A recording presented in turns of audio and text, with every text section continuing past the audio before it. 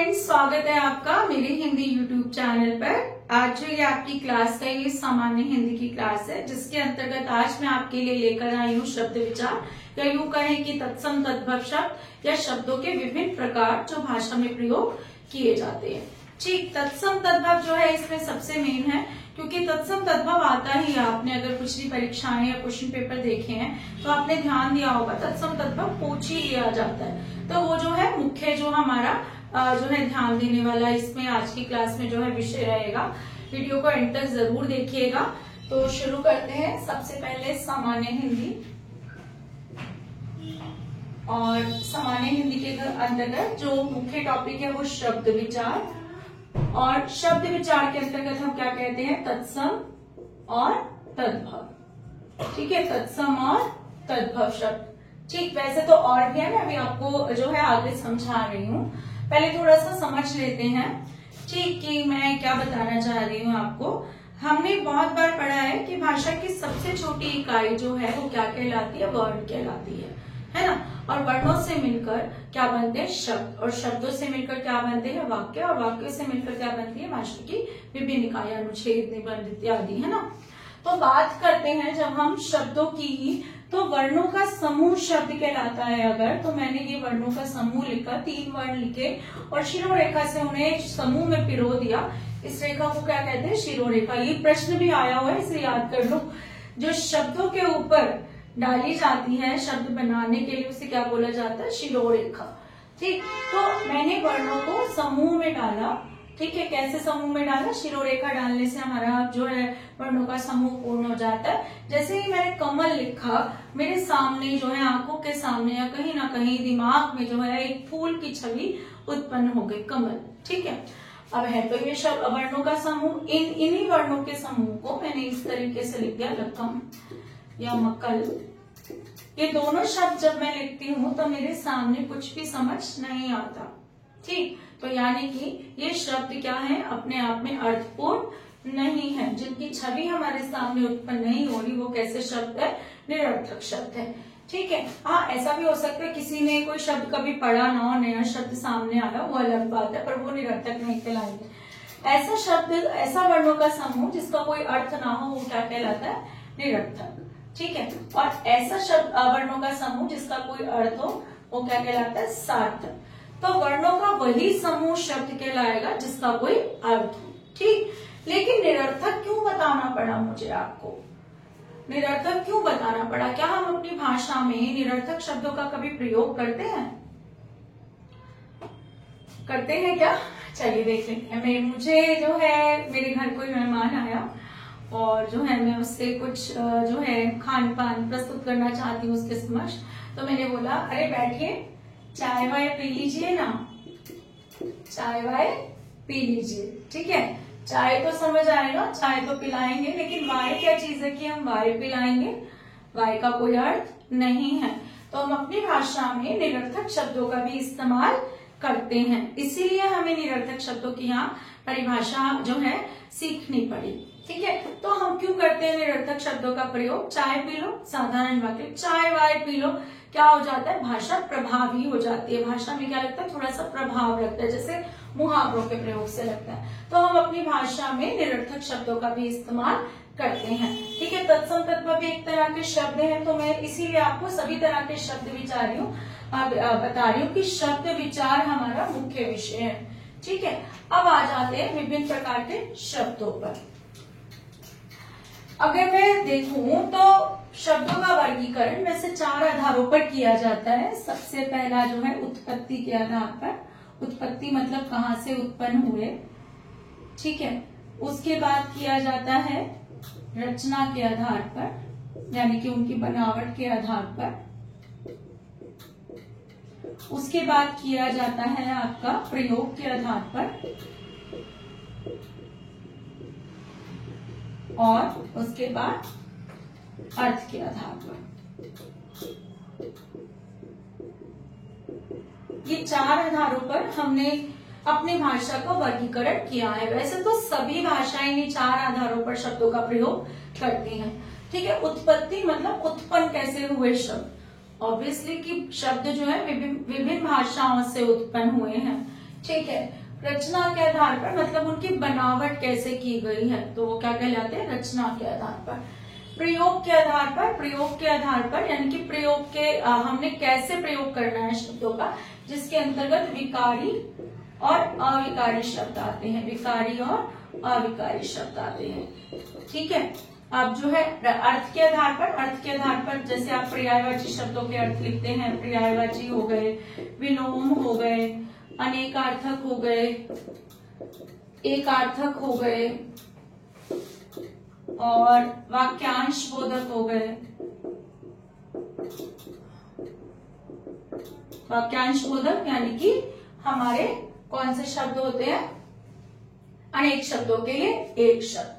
रचना के आधार पर हमारे शब्द होते हैं रूढ़, ठीक है, यौगिक और योग रूढ़। यहां पर आ जाती है उत्पत्ति के आधार पर तत्सम, तद्भव,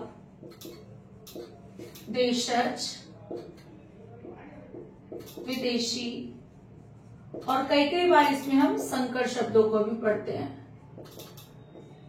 ठीक है। ठीक, तो आ जाते हैं ये, इन सब में से कोई ना कोई प्रश्न कैसे आता है मैं वो भी बताऊंगी आपको साथ साथ। तो सबसे पहले आ जाते हैं तत्सम तद्भव पर। तत्सम तद्भव को समझने के लिए छोटा सा भाषा का इतिहास समझना बहुत जरूरी है।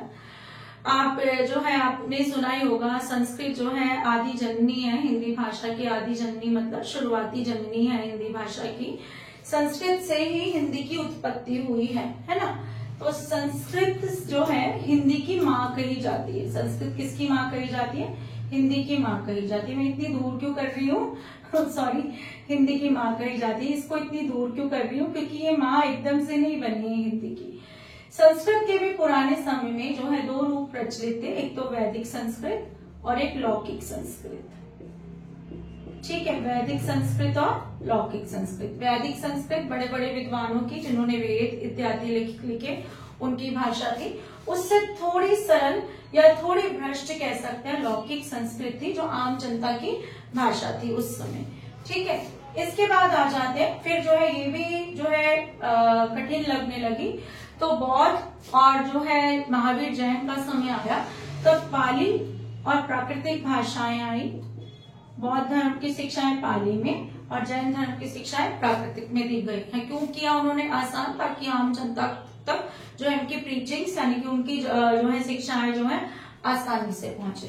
फिर इससे भी जो है भ्रष्ट होकर एक और भाषा आई, अपभ्रंश, जो भ्रष्ट कही जाती है, भ्रष्ट भाषा कही जाती है, क्योंकि इसमें शब्दों को समेटा गया, इधर उधर से लिया गया, बहुत सारी भाषाओं के शब्द लिए गए।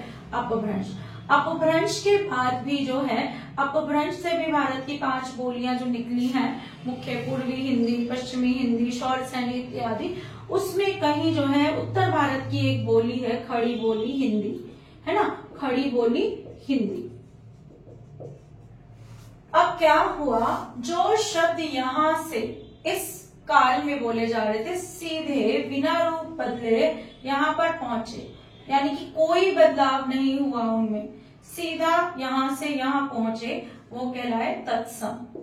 क्या कहलाए, तत्सम। तत्सम बना ही 2 शब्दों के योग से है, तत् जमा सम।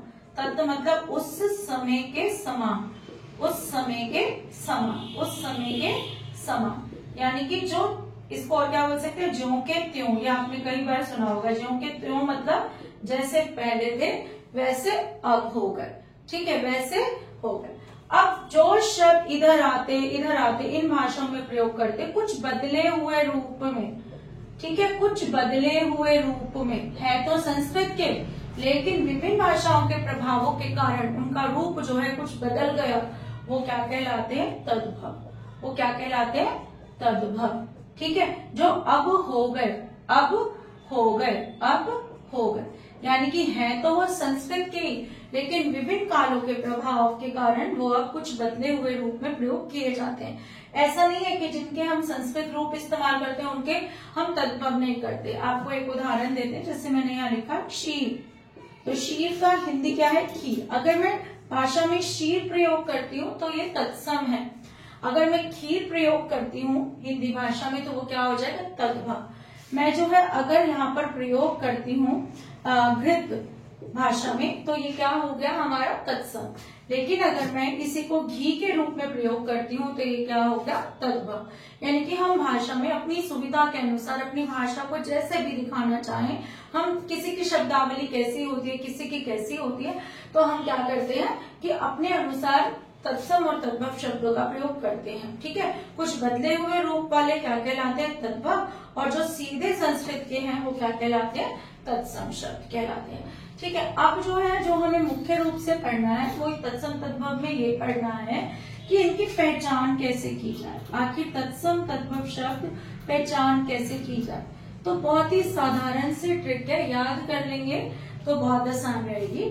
हमें पता है कि संस्कृत में का जो शब्द भंडार है वो बहुत अधिक है। एक ही शब्द के लिए कई कई सौ पर्यायवाची संस्कृत में दिए जाते हैं। ठीक है, तो अब क्या है, संस्कृत में जो है कुछ जो है ऐसे शब्द थे जो बार बार संयुक्त व्यंजनों के रूप में आते थे, जैसे का शा एक साथ आता था, है ना, जा और इया एक साथ आता था, तो क्या बन गया इसका ज्ञा, या इसको ज्या भी बोलते हैं। ठीक है, क्ष, ज्या और ज्ञा भी बोलते हैं। ठीक है, इसके बाद जो है त्रा की बात करें ता और जो है आता था तो त्रा बन गया। तो एक संयुक्त रूप इनको दे दिया, क्योंकि ये जो है ऐसे व्यंजन बार बार संस्कृत में आते थे, तो विद्वानों ने, भाषा विद्वानों ने क्या किया, इनको ऐसा रूप दे दिया कि इनको बार बार लिखना पड़ता है, तो इस रूप में लिखने। वैसे श्राव्य है, लेकिन संस्कृत में जहां कहीं आपको ये तीन जो है, तीन जो वर्ण जो है शब्दों में दिखाई दे, आंख बंद करके आप उन्हें क्या कहेंगे, तत्सम शब्द। क्या कहेंगे,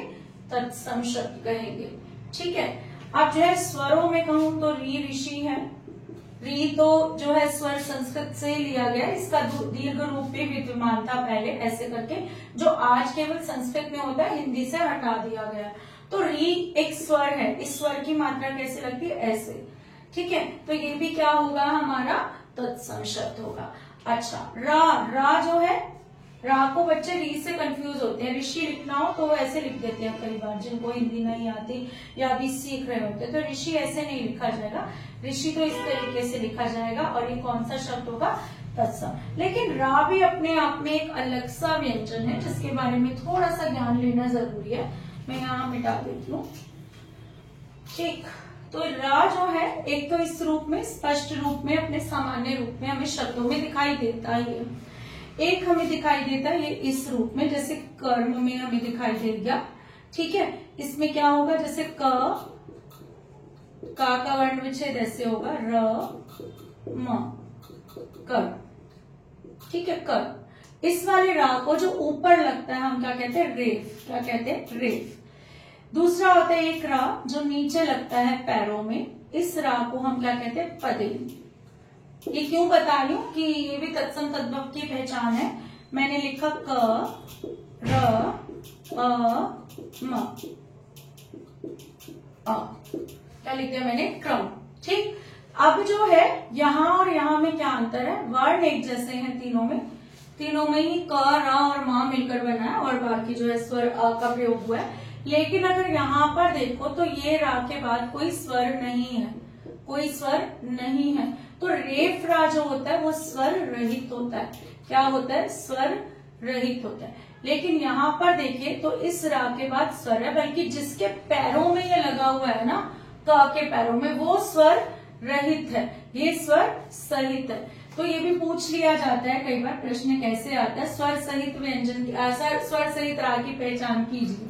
ठीक है, तो रा जो पैरों में लगा होगा, ठीक है, यहाँ उसमें क्या होगा, व्यंजन आधा और रा पूरा होगा। अब आपको क्या ध्यान रखना है तत्सम शब्दों में, कि जिन शब्दों में रेफ लगा हो और जिन शब्दों में पदेन रा लगा हो, वो शब्द भी क्या होंगे, तत्सम कहलाएंगे। वो शब्द भी क्या होंगे, तत्सम कहलाएंगे। उसके बाद इसी तरह तद्भव शब्दों की भी एक पहचान है। अगर ये 4-5 पहचान आप कर लेते हैं तो आपको आसानी हो जाएगी शब्दों को पहचानने में। ठीक, आपको अगर अनुनासिक वाला शब्द दिखे, अनुनासिक वाला शब्द दिखे, तो वो क्या होगा, तद्भव होगा। क्या होगा, तद्भव होगा। ठीक, वो क्या होगा, तद्भव। मैंने क्या क्या बताया, तत्सम की मैंने पहचान बताई है आपको।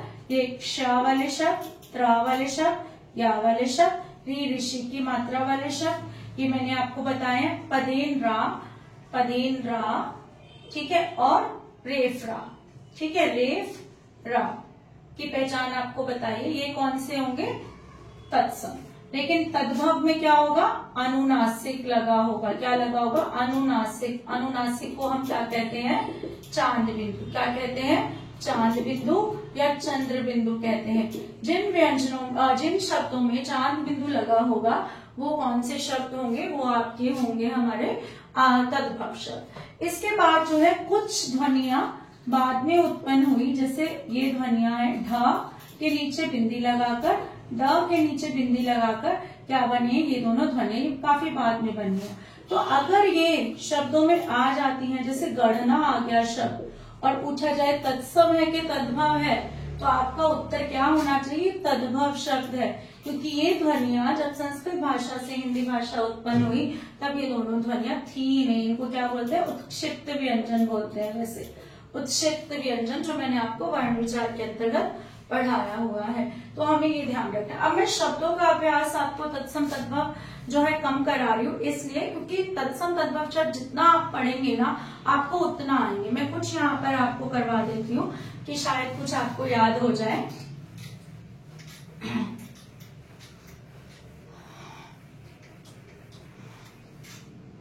जैसे है क्षेत्र, क्षेत्र क्या होगा? खेत, ठीक है।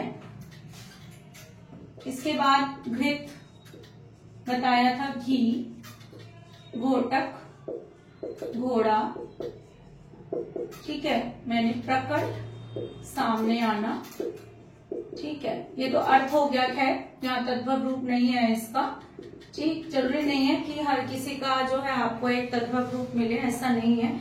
जरूरी नहीं है कि तद्भव रूप भी हो। योद्धा, हिंदी में क्या बोल देते हैं? जोधा, ठीक। अब जो है और क्या चीजें हमें ध्यान में रखनी चाहिए? जैसे अधिकतर जो वाह है ना तत्सम शब्दों का, वो हिंदी में आते आते वाह में बदल जाता है। जैसे वधु का क्या हो जाता है? बहु हो जाता है, ठीक है। वधु का क्या हो जाता है? बहु हो जाता है। श वाले जो है ना वो ख और छ में बदल जाते हैं। अधिकतर ख और छ में बदल जाते हैं, ठीक। ये हमें ध्यान रखना है। किसमें? तद्भव होते होते ही किसमें बदल जाते हैं? छ में। एक जो ष षटकोण वाले शब्द हैं, जिनमें ष षटकोण हो, वो भी क्या होते हैं? हमारे तत्सम शब्द होते हैं। क्योंकि हिंदी में जो है ष षटकोण वाले के कोई भी हमें शब्द मिलते नहीं है, वो क्या होते हैं? तत्सम शब्द होते हैं। जैसे निष्कपट लिखा मैंने, निष्कपट लिखा, तो ये तो बना ही नहीं जमा कपट से है, संधि में मैंने आपको सिखाया था निष्कपट। तो विसर्ग से, विसर्ग के योग से जो बना, और विसर्ग जिसमें लगी है प्रातः, विसर्ग हिंदी की तो है ही नहीं, अतः वो शब्द भी क्या होंगे? आपके तत्सम कहलाएंगे, ठीक। इसके बाद जो है जैसे दक्षिणी लिखा। अब आप देखिए इसको अभी मैंने क्या बताया? खा में बदल जाता है, तो हम इसको क्या लिखते हैं? दक्षिणी। हिंदी में क्या लिख देते हैं? दक्षिणी लिख देते हैं, ठीक। इसके बाद जो है स्थल में क्या हो जाते हैं? थल हो जाता है, ठीक। दुग्ध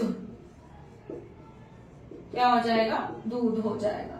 ये बड़े ही आसान वाले हैं वैसे तो, ठीक है।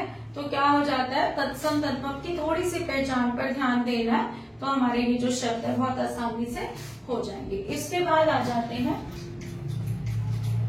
हम हमारे देशज शब्दों पर। देशज शब्द वो शब्द हैं जो भारत की अन्य बोलियों से हिंदी भाषा में आए, लेकिन कौन सी बोली से कौन सा शब्द आया इसका ज्ञान हमें नहीं है, ठीक। कौन सी बोली से कौन सा शब्द आया इसका ज्ञान हमें नहीं है, लेकिन हाँ आए अपने देश की ही अन्य भाषाओं से हैं, क्योंकि भारत में लगभग 1600 भाषाएं बोली जाती हैं। मान्यता संविधान ने 22 भाषाओं को दी है, लेकिन बोली बहुत सारी भाषाएं जाती है। ये तो भाषा, उसके बाद बोलियां इत्यादि भी बहुत सारी है। तो प्रभाव तो भाषा पर पड़ता ही है। कैसे पड़ता है प्रभाव? देख लीजिए, अगर मैं किसी ऐसे क्षेत्र से संबंध रखती हूँ जहाँ पर जो मैं अपनी बोली बोलती हूँ, मान लीजिए मैं जो है बिहार से संबंध रखती हूँ, मैं अपनी जो है हिंदी खड़ी बोली को सीखने लगी और जो है काव्य रचनाएं करने लगी। लेकिन जो भाषा मेरी अपनी है, जो मैं अपनी बोलती हूँ, मान लो भोजपुरी बोलती हूँ, मैथिली या मगही बोलती हूँ, मैंने कुछ शब्द जो है उस भाषा के हिंदी में डाल दिए और वो जो है मेरी रचना बहुत प्रसिद्ध हो गई।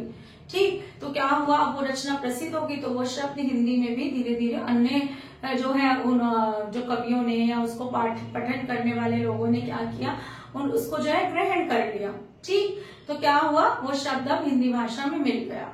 ठीक, तो पता भी नहीं चलेगा कहाँ से आया। तो देशज शब्द वो शब्द है जो भारत की अन्य बोलियों से हिंदी भाषा में, अन्य बोलियों और भाषाओं से हिंदी भाषा में आए हैं, जिनका स्रोत जो है पूर्ण रूप से हमें ज्ञात नहीं है। वो क्या कहलाते हैं, देशज शब्द। कुछ देशज शब्द हैं जो हमें याद करने चाहिए, जैसे पगड़ी, ये बहुत बार पूछा जाता है। आप ऐसे भी याद रखिए कि पगड़ी तो भारत के गांवों में कई बार पहनी ही जाती है। लोटा शब्द है, इसके बारे में बहुत बार पूछा जाता है, तो लोटा शब्द भी क्या है, हमारा देशी शब्द है। इसके बाद खिचड़ी, खिचड़ी तो भारत का एक खान पान है। ठीक है, डिबिया, ये वो शब्द हैं जो बार बार जो है डीएसएसबी में पूछे गए हैं कि ये देशज है, विदेशज है, देखो या फिर तत्सम तद्भव है। तत्सम की बात करूं तो ये अभी ध्वनि बता चुकी हूँ, ये तो होगा ही तत्सम में। ठीक है, ये भी नहीं होगा, तो हम ऐसे भी अलग कर सकते हैं। हम छटाई करते हैं ना कि अपनी ऑप्शंस को अलग अलग करते जाते हैं। ठीक है, दाल, रोटी,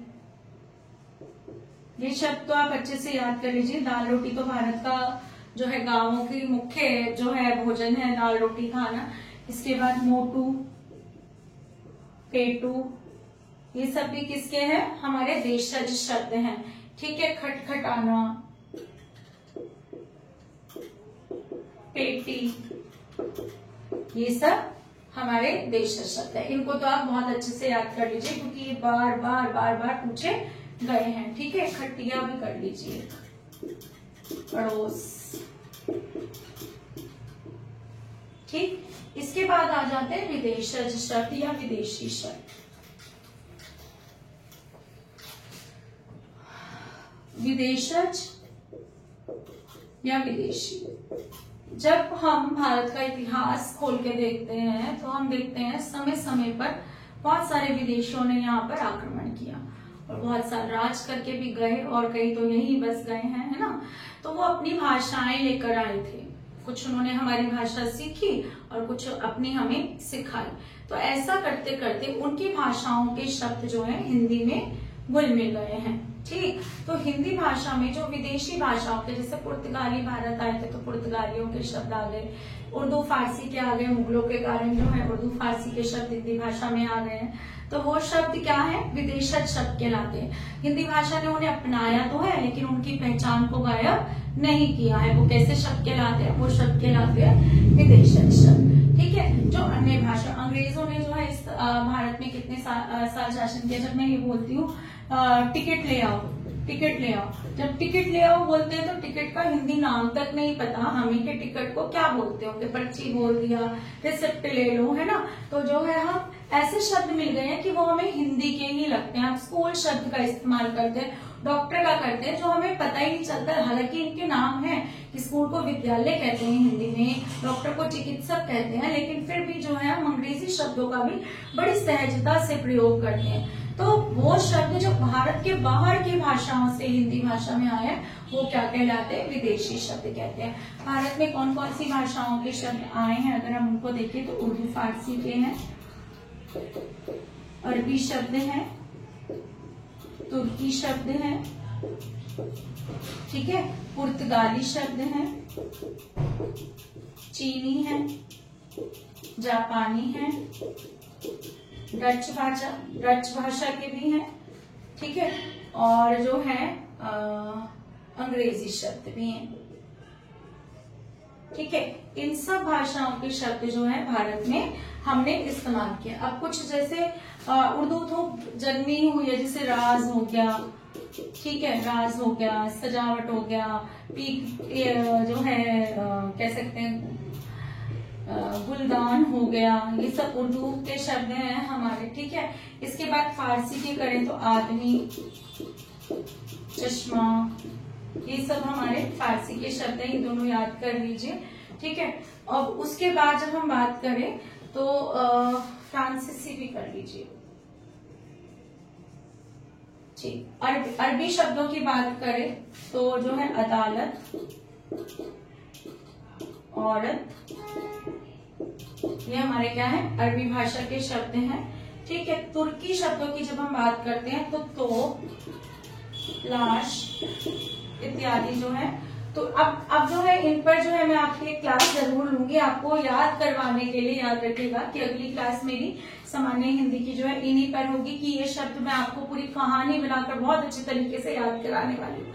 अभी तो आपको सिर्फ ये शब्द विचार अध्याय समझाना जरूरी है, ठीक है। जब हम पुर्तगाली शब्दों की बात करें तो पुर्तगाली शब्दों में हमारे पास जो आ जाते हैं उसमें जो है हमारे पास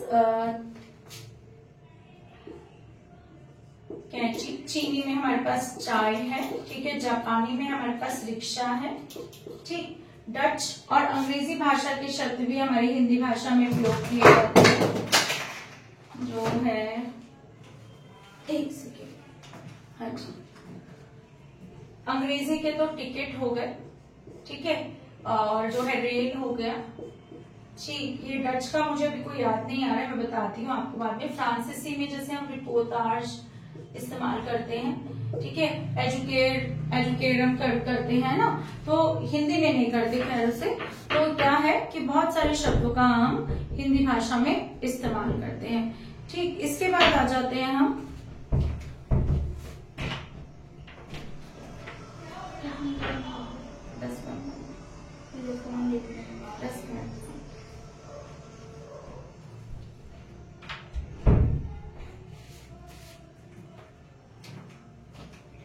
हाँ जी। तो जो है विभिन्न भाषाओं के शब्द जो हैं हम हिंदी भाषा में इस्तेमाल करते हैं, ठीक है। डच शब्द का उदाहरण मैं आपको एक दे देती हूँ, थोड़ा सा जो है जो शब्द कम इस्तेमाल होते हैं कई बार जो है वो ध्यान में रहते नहीं है।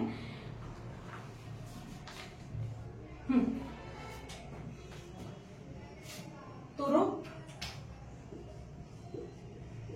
हो गया, और जो है बम, ये तो पूछ लिया जाता है, तुरुप और बम हो गया, ठीक है। ये क्या है, हमारे डच भाषा के शब्द हैं, ठीक। इसके बाद है यहाँ पर भी काजू कर लीजिए, ये भी बार बार पूछा गया है, परात,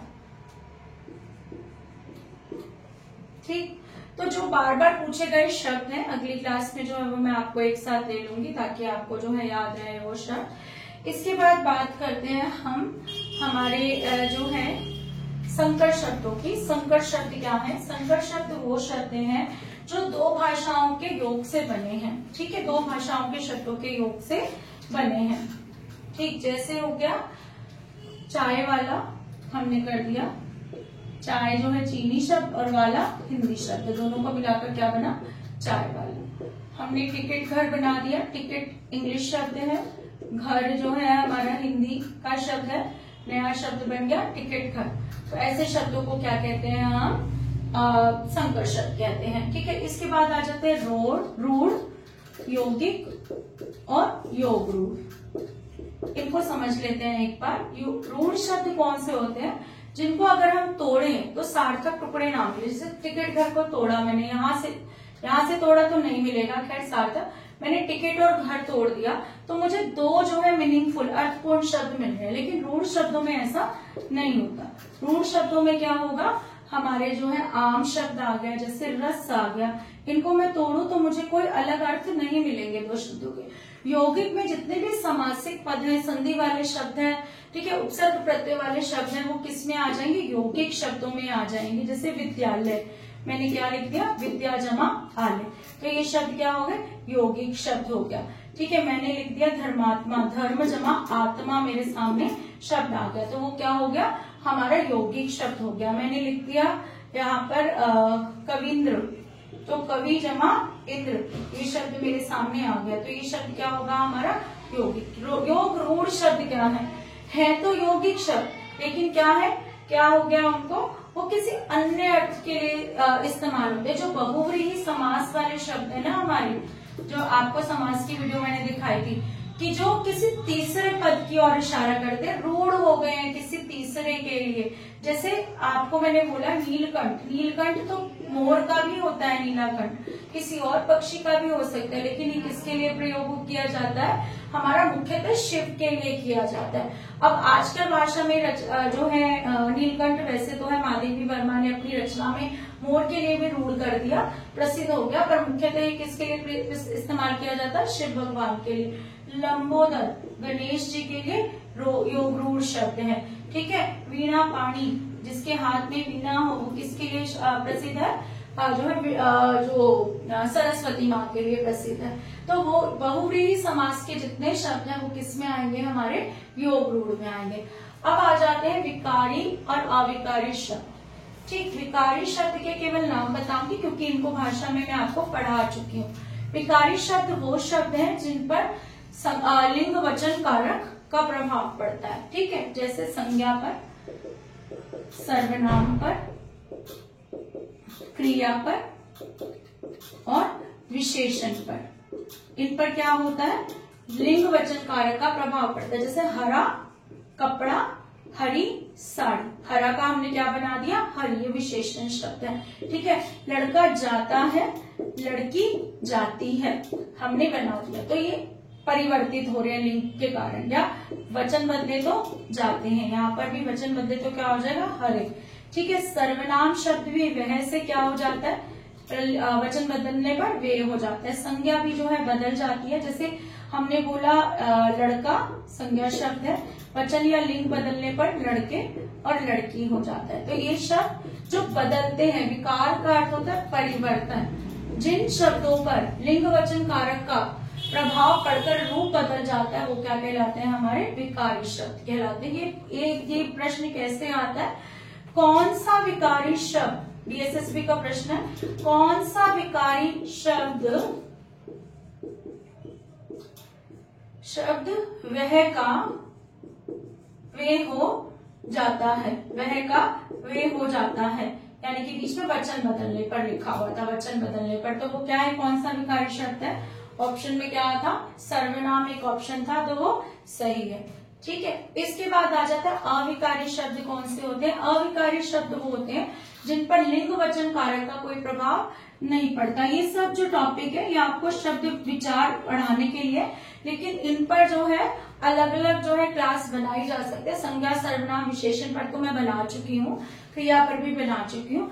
अविकारी शब्द रहते हैं जिन पर हम आगे क्लास लेंगे, क्योंकि अविकारी शब्दों में से प्रश्न आते हैं। क्रिया विशेषण, ठीक है, संबंध बोधक, समुच्चय बोधक,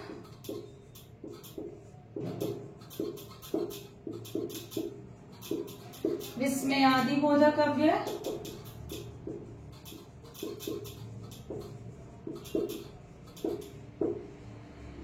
और निपात, ये 5 प्रकार के हमारे जो हैं अविकारी शब्द कहलाते हैं। इसकी क्लास भी बनेगी आगे। ठीक है, तो शब्द विचार मुख्य रूप से यही है। क्लास अच्छी लगी हो तो वीडियो को लाइक, शेयर और चैनल को सब्सक्राइब जरूर कीजिए और लाइक का बटन जरूर दबाइए। ये बहुत मोटिवेशनल जो है एक चीज है, जो भी यूट्यूब वीडियोस बना रहा है उसके लिए। Thank you.